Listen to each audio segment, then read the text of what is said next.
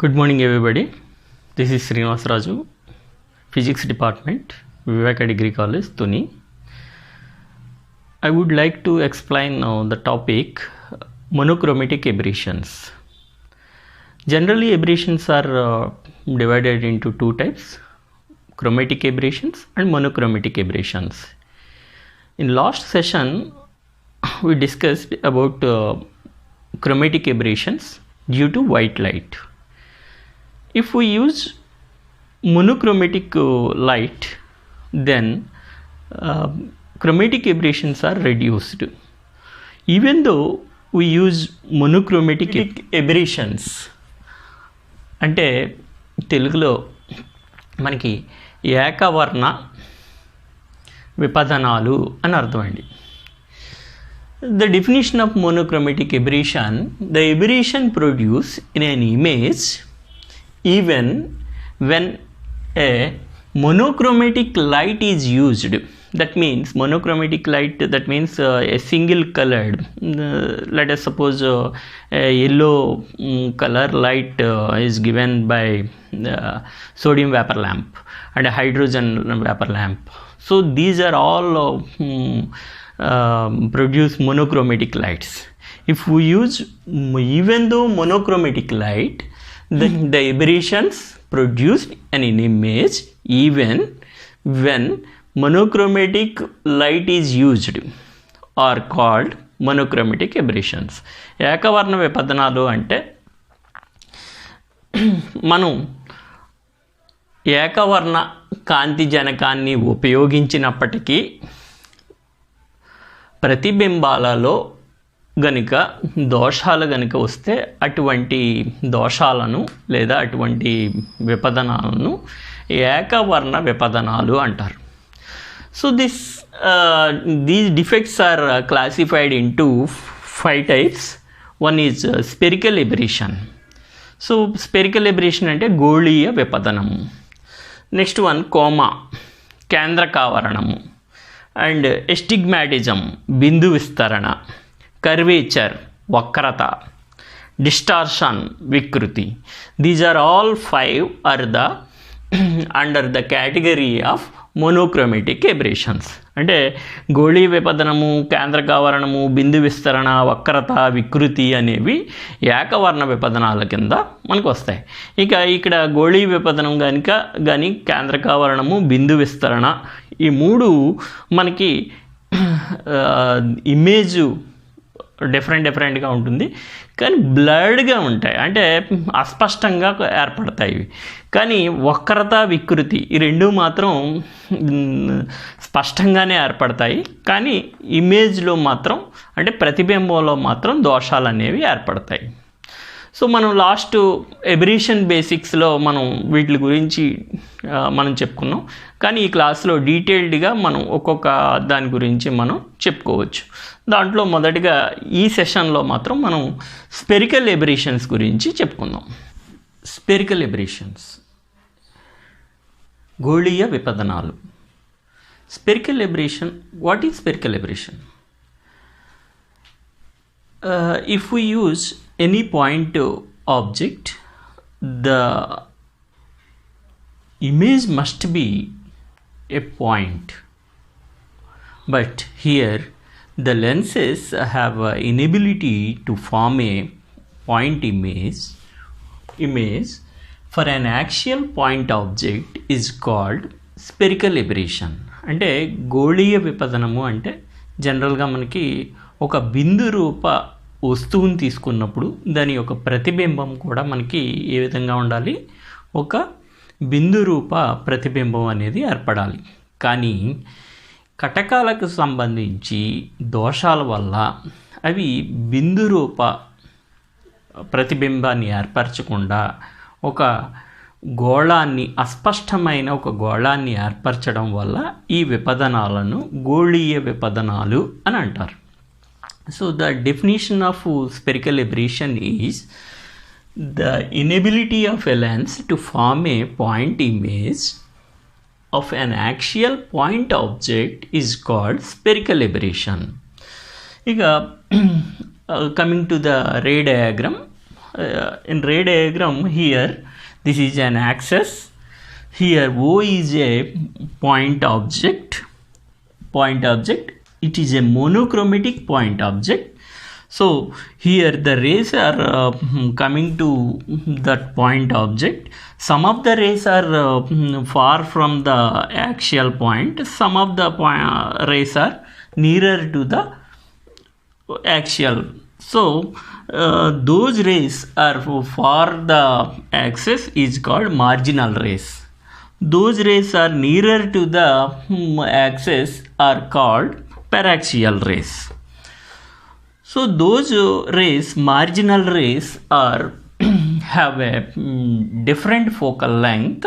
So the focal length of the marginal rays is low. That's why it deviates more, and the image of the marginal rays are at IM, and the image of the paraxial rays are at IP. So the image is due to a object O is expanded from IM to IP.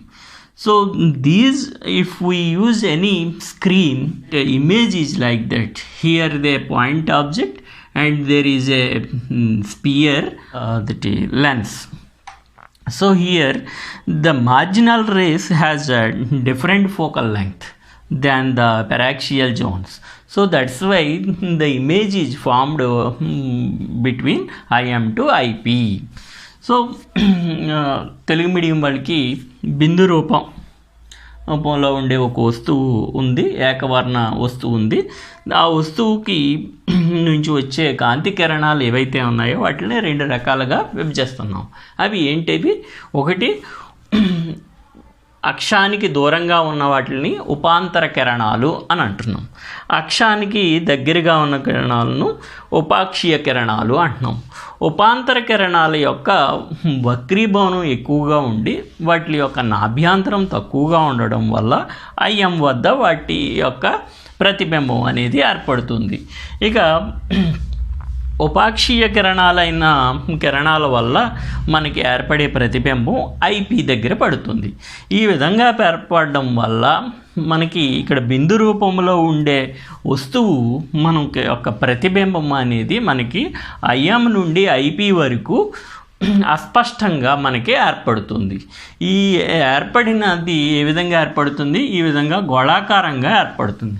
ఈ గోళాకారంలో ఒక ప్రాంతంలో మాత్రం కొద్దిగా మనకి స్పష్టంగా ఏర్పడి మిగతా ప్రాంతం అంతా కూడా మనకి అస్పష్టంగా ఏర్పడుతుంది, గోళాకారంగా ఏర్పడుతుంది. అందుచేతనే దీనిని మనం గోళీయ విపదనము అని అంటున్నాం. ఈ ప్రాంతంలో ఉండే ఏబీని మనం ఏమంటాం అంటే అల్పతమ అస్పష్టతా వృత్తము అని అంటాం. అంటే మనకి ఏర్పడిన అన్నింటిల్లోనూ కొంచెంగా స్పష్టత అనేది ఇక్కడే ఉంది కాబట్టి అల్పతమ అస్పష్టతా వృత్తము లేదా సర్కిల్ ఆఫ్ లీస్ట్ కన్ఫ్యూషన్ అని అంటాం. సో ఇక మనకి దీనికి సంబంధించిన యానిమేషను నెక్స్ట్ వస్తుంది. అలాగే మనం home practical on spherical aberration అనే వీడియో ఒకటి, ఈ 2 వీడియోలు వస్తాయి. దాని తర్వాత మనం నెక్స్ట్ సెషన్లో మనం స్పెరికల్ ఎబరేషన్స్ని మనం ఏ విధంగా రిమూవ్ చేయొచ్చు, methods to reduce the spherical aberration, అంటే గోళీయ విపదనాన్ని తగ్గించే పద్ధతులు ఏమిటో మనం నెక్స్ట్ క్లాస్లో మనం నేర్చుకోవచ్చు. Spherical aberration. సో ఇక్కడ మనకి ఈ లెన్స్ మనకి మిడిల్లో థిక్గా ఉంది, అలాగే దాని యొక్క రిమ్ దగ్గర వచ్చేటప్పటికి థిన్గా ఉంది.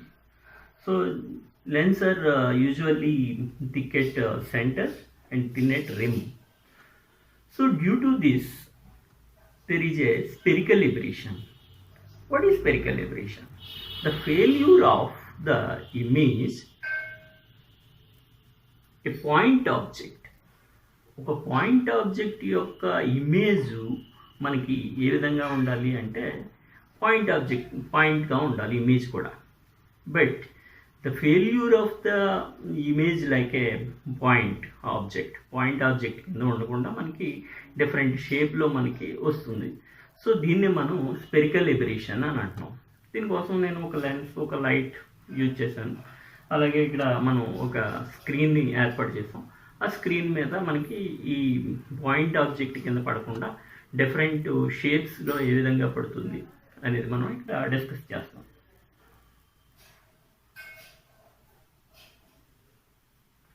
పాయింట్ ఆబ్జెక్ట్ రాకుండా మనకి డిఫరెంట్ షేప్లో వచ్చింది.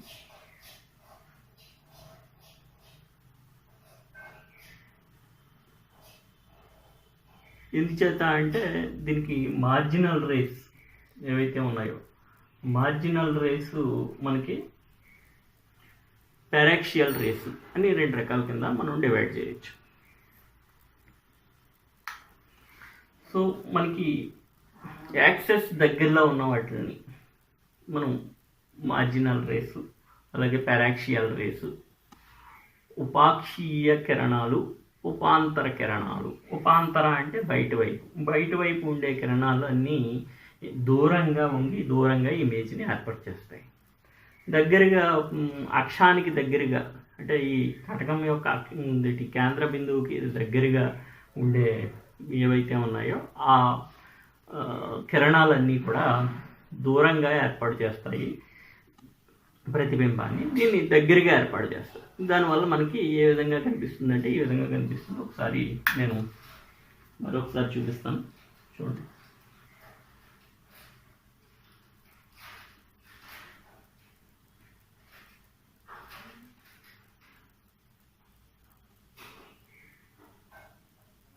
ఒక చోట మనకి సర్కిల్ లాగా వస్తుంది.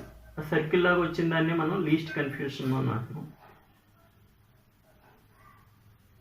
సర్కిల్ లా వస్తుంది.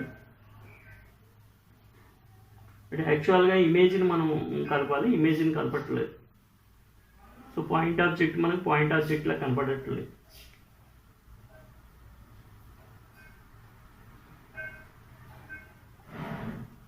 ఇది స్పెరికల్ ఎబరేషన్. స్పెరికల్ ఎబరేషన్స్కి మెయిన్గా మనకి లెన్స్ యొక్క థిక్నెస్ డిఫరెన్స్గా ఉండడం వల్ల paraxial rays, marginal rays, different refractive indexes, వక్రీభవన గుణకాలు ఉండడం వల్ల వేరు అంత కేంద్రీకృతం అవడం వల్ల మనకు వచ్చే ఇమేజ్ ఏదైతే ఉన్నదో ప్రతిబింబం అనేది దాంట్లో కొన్ని లోపాలు అనేవి ఏర్పడతాయి. అంటే బిందు రూపంలో ఉండాల్సింది మనకి బిందు రూపంలో అనేది రాదు. దాన్ని మనం ఏమంటున్నాం, స్పెరికల్ ఎబరేషన్ లేదా గోళీయ విపదనము అని అంటున్నాం. చూడండి, ఇక్కడ ఒక ఇమేజ్ ఉన్నది. లెఫ్ట్ సైడ్ మనకి క్లియర్ పిక్చరు, రైట్ సైడ్ వచ్చేటప్పటికి మనకి ఒక బ్లర్డ్ ఇమేజ్ కనిపిస్తుంది. ఇదే స్పెరికల్ ఎబరేషన్. ఇంకొక యానిమేషన్ చూడండి. యానిమేషన్లో మనకి ఈ విధంగా డిఫరెంట్ పార్ట్స్లో మనకి ఇమేజ్ అనేది పడుతుంది. దీంట్లో ఇది సర్కిల్ ఆఫ్ లీస్ట్ కన్ఫ్యూషను. మనం దీన్ని తగ్గించాలి అంటే స్టాప్స్ని ఉపయోగించి మార్జినల్ రేస్ తగ్గిస్తే మనం స్పెరికల్ ఎబరేషన్ని నివారించవచ్చు. సో చూసారు కదండి, హోమ్ ప్రాక్టికల్, అదేవిధంగా యానిమేషను, అలాగే ఒక ఇమేజు, ఈ మూడింటిని చూడటం జరిగింది. మీరు వీటిని బట్టి మనకి తెలుస్తున్నది ఏంటి అంటే పాయింట్ ఆబ్జెక్ట్ ఏదైతే ఉన్నదో అది మనకి ఒక పాయింట్ ఇమేజ్ అనేది ఫామ్ అవ్వట్లేదు. ఈ విధంగా మనకి ఒక బ్లర్డ్ స్పెరికల్ ఇమేజ్ అనేది ఫామ్ అవుతుంది. సో ఇది మనకి క్లియర్గా స్పెరికల్ ఎబరేషన్స్ వల్ల మనకు తెలుస్తుంది. ఇక దీనికి సంబంధించి మనం యూట్యూబ్ ఈ కంటెంట్ కాబట్టి దీనికి సంబంధించి కొన్ని క్వశ్చన్స్ కామెంట్ సెక్షన్లో మీరు వాటికి ఆన్సర్లు పెట్టండి. What is monochromatic aberration? అలాగే how many types of monochromatic aberrations are there? Next question is what is spherical aberration? What is the reason behind the spherical aberration? And another question is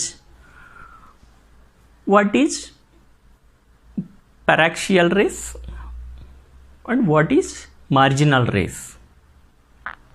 What is circle of least confusion? ఇవి మీరు comment సెక్షన్లో వీటిలో ఆన్సర్లు పెట్టండి. అదే దీనికి సంబంధించిన మనకి ఆన్లైన్ అసైన్మెంట్ అనేది మీకు సెండ్ చేయడం జరుగుతుంది మీ గ్రూప్స్లోను. I hope you understand this topic very well. Thank you. Good day.